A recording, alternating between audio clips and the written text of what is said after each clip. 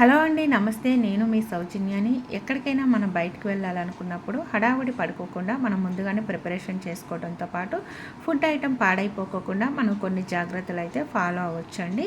అదేవిధంగా మనకి ఇంట్లో కొన్ని ఏదైనా తక్కువగా ఉన్నప్పుడు దాన్ని ఏ విధంగా అడ్జస్ట్మెంట్ చేసుకోవాలో కూడా చూద్దాం.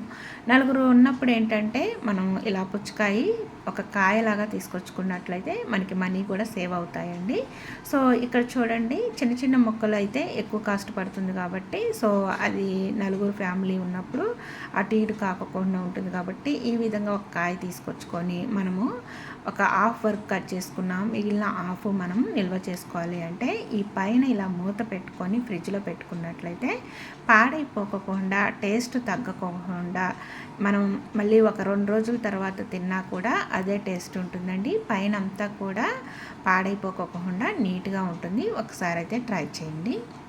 నెక్స్ట్ ఇక్కడ చూడండి, మనం ఇడ్లీకి కానీ దోశ కానీ నానబెట్టినప్పుడు తొందరగా నానాలి అంటే మినిమం 8 అవర్స్ నానబెట్టుకున్నట్లయితే ఒక 5-6 అవర్స్లోనే నానాలి అనుకున్నట్లయితే ఈ విధంగా ఇనప సువ్వ కానీ ఇనప నైఫ్ కానీ ఈ విధంగా పప్పులో నానబెట్టేసేయండి.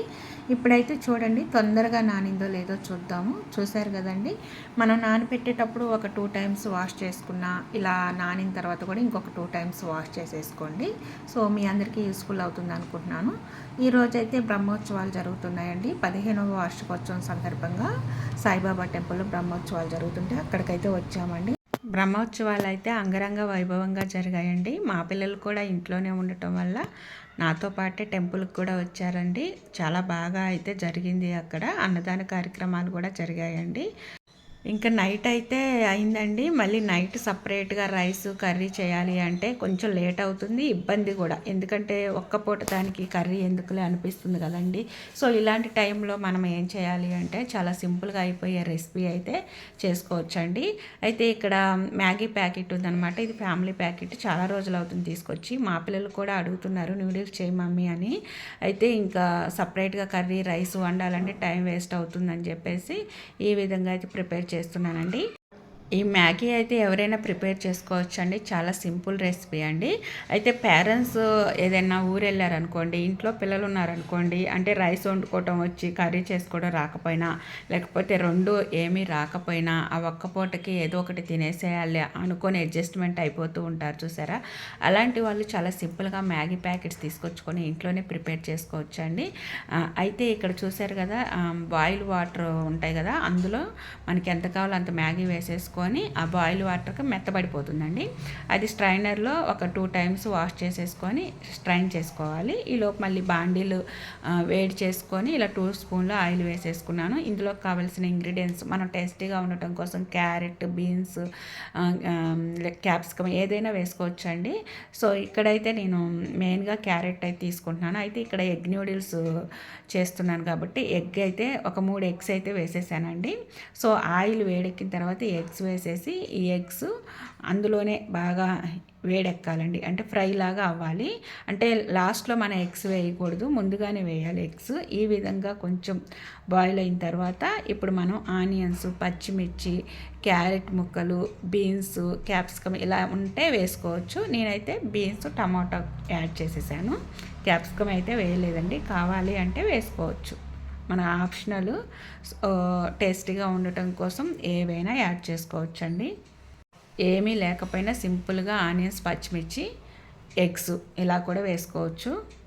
ప్రశాంతంగా వంట చేద్దామా అనుకుంటే అస్సలు కుదరదండి. ఎవరో ఒకళ్ళు వస్తూనే ఉంటారు. చూశారు కదా, సో నేను వాళ్ళతో మాట్లాడుకుంటూ ఉండిపోయాను. ఈ విధంగా కొంచెం ఇప్పుడే అడుగంటిందండి. సో ఈ విధంగా బాగా మగ్గింది కదండి. ఇందులోకి టమాటా సాస్, చిల్లీ సాస్, అంటే రెడ్, గ్రీన్ ఏదైనా సరే వేసుకోవచ్చు. నేనైతే రెడ్ చిల్లీ సాస్, టమాటా సాస్, సోయా సాస్ వేసుకుంటున్నాను. సో ఇవి ఆప్షనల్ మాత్రమేనండి. ఇంట్లో ఉంటే వేసుకోండి, లేకపోతే లేదు. ఈ సాసులన్నీ వేయటం వల్ల లిక్విడ్స్ కాబట్టి కొంచెం తడిగా ఉంటుందండి. ఇలా ఉందని చెప్పేసి అస్సలు టెన్షన్ పడాల్సిన అవసరం లేదు. సో ఇప్పుడైతే మనం స్ట్రైన్ చేసి పెట్టుకున్న నూడిల్స్ ఉంటాయి కదా, అవి అయితే వేసేసుకోండి. అయితే గరిటెతో కాకుండా పట్కర్ లాగా ఉంటుంది కదండి, కొంచెం అంటే పూరీలు తీసేది, లేకుంటే ఫోర్క్ స్పూన్స్ ఉంటాయి కదా, వాటితో ఈ విధంగా విడదీసి సపరేట్ చేసేసుకోండి. ఎందుకంటే నూడిల్స్ చిన్న చిన్న పీసెస్లుగా అవటం కంటే బారుగా ఉంటేనే బాగుంటుంది. ఇప్పుడు ఇందులోకి తగినంత సాల్ట్ అయితే యాడ్ చేసేసుకొని మొత్తం మిక్సింగ్ చేసేసుకోవాలండి. సో చూస్తుంటేనే నోరూరిపోతుంది కదా. మా పిల్లలైతే ఒక పక్క మమ్మీ నూడిల్స్ అంటూ ఉన్నారనమాట. అయితే అలా అని చెప్పేసి వాళ్ళకి ఇష్టం కదా అని ప్రతిసారి ఇదే చేసి అయితే పెట్టనండి. అట్లీస్ట్ 2 మంత్స్కి ఒకసారి కంపల్సరిగా అయితే నూడిల్స్ చేసి పెడతాను. ఒక్కొక్కసారి 3 మంత్స్ కూడా అవుతుంది. సో అంటే డైలీ తినేవాళ్ళు కూడా ఉంటారండి. కానీ నేను మా పిల్లలకి ఇదే పెట్టను. ఎందుకంటే ఇందులో అన్ని సాస్ యాడ్ చేస్తూ ఉంటాం కదా, పెట్టచ్చో లేదో అనేసి నేను పెట్టను. లాస్ట్లో అయితే ఈ విధంగా నూడిల్స్ మసాలా పౌడర్ ఉంటుంది కదా, అది వేసేసుకోండి. ఇది లేకపోతే గరం మసాలా ఉంటుంది కదా, జీలకర్ర పౌడర్, ధనియాల పౌడర్ ఇలాంటివి వేసుకున్నా కూడా స్పైసీగా ఉంటుందండి.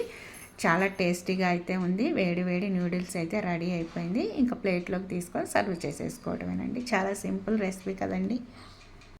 ఇక్కడ చూశారు కదండి, క్యారెట్స్, ఆనియన్స్, బీన్స్ అన్నీ మీకు కనిపిస్తున్నాయి కదా.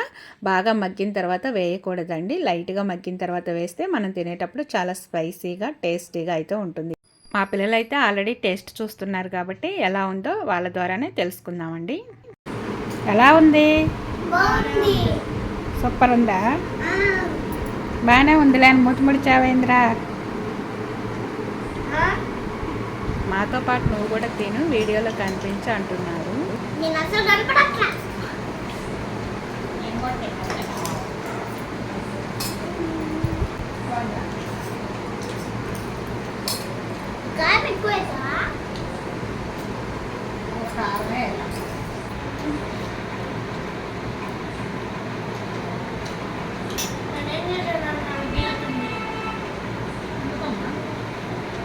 చూశారు కదండి, ఈరోజు డిన్నర్ అయితే నూడిల్స్తో కంప్లీట్ చేసేసామండి. అయితే మేము టెంపుల్ నుంచి వచ్చేటప్పుడు ఫ్రూట్స్ అయితే తీసుకొచ్చాను. అయితే ఇప్పుడు సమ్మర్ కాబట్టి ఎంత పచ్చివి తీసుకున్నా నెక్స్ట్ డేకి పండిపోయి ఉంటాయి. అయితే మనం కొంచెం ఫ్రెష్గా ఉండేవి, గట్టిగా ఉండేవి తీసుకొచ్చుకున్నట్లయితే దోరగా ఉంటాయి కాబట్టి ఒక 4-5 రోజులైతే ఫ్రెష్గానే ఉంటాయండి. అంటే పండుబడినట్టుగా ఉన్నా కూడా నలక్కోకుండా నీట్గా అయితే ఉంటాయి. ఈ విధంగా నెట్టెడ్ క్లాత్ అయితే వేస్తాను. ఇంతకుముందు కూడా నేను షేర్ చేశానండి ఈ టిప్ అయితే. ఇక్కడ చూడండి, నేను రేపు ఫంక్షన్ ఉంది. ఫంక్షన్కి కావాల్సినవన్నీ కూడా నైటే తీసి పెట్టుకుంటున్నాను. మా పిల్లల బట్టలు కూడా ఆల్రెడీ తీసి పెట్టేశానండి. నేను ఏం చీర కట్టుకోవాలి అనేది ముందుగానే తీసి పెట్టుకుంటే మార్నింగ్కి హడావుడి లేకోకుండా తొందరగా అయితే బయలుదేరి వెళ్ళొచ్చు కదా. ఇక్కడ మీకు చూపిస్తున్నాను కదండి శారీ. ఇదైతే నా మ్యారేజ్ అప్పుడు అమ్మ వాళ్ళు పెడతారు కదండి, అంటే గౌరీ పూజ చేసేటప్పుడు కట్టుకొని పూజలో కూర్చుంటాం కదా, ఆ శారీ అండి. బాగుందా? ఇప్పుడు నేను 3వసారి కట్టుకోవటం. అంటే తొందరగా కట్టను కదా శారీస్, అందుకోసమే చాలా టైం పట్టింది. దీని మీద బ్లౌజ్ వచ్చేసి చిన్నది అయిపోతే మళ్ళీ సపరేట్ పీస్ తీసుకొని ఈ విధంగా స్టిచ్చింగ్ అయితే చేసేసుకున్నానండి. సో దీనికి మ్యాచింగ్ బ్యాంగిల్స్ అయితే లేవు. ఉన్న బ్యాంగిల్స్ని అయితే సెట్ చేసేసుకుంటున్నాను. సో అన్నీ మ్యాచింగే ఉన్నా కూడా యూనిఫామ్ లాగా ఉంటుందేమో కదండి. చూసారుగా ఫ్రెండ్స్, ఈరోజు వ్లాగ్ అయితే ఇదండి. మనకి ఎన్ని పనులు ఉన్నా సరే మన ఇంటి పనులతో పాటు బయట పనులు కూడా చేసుకోవాలి అంటే ప్రీ ప్లానెడ్ అయితే ఉండాలండి. సో ప్లానెడ్గా చేసుకుంటే ఎంత పని హడావుడి ఉన్నా కూడా చాలా సింపుల్గా అయితే అయిపోతుంది. సో ఈరోజు వీడియో మీకు నచ్చినట్లయితే లైక్ చేసి ఫ్రెండ్స్ అండ్ ఫ్యామిలీ మెంబర్స్కి షేర్ చేయండి. ఫస్ట్ టైం మన ఛానల్ ఎవరైనా కొత్త వాళ్ళు చూస్తున్నట్లయితే సబ్స్క్రైబ్ చేసుకొని పక్కనే ఉన్న బెల్ ఐకాన్లో ఆల్ బటన్ యాక్టివేట్ చేసుకొని నేను వీడియోస్ అప్లోడ్ చేయగానే ప్రతిదీ నోటిఫికేషన్ రూపంలో మీ ముందుకు వచ్చేస్తుంది. Thanks for watching.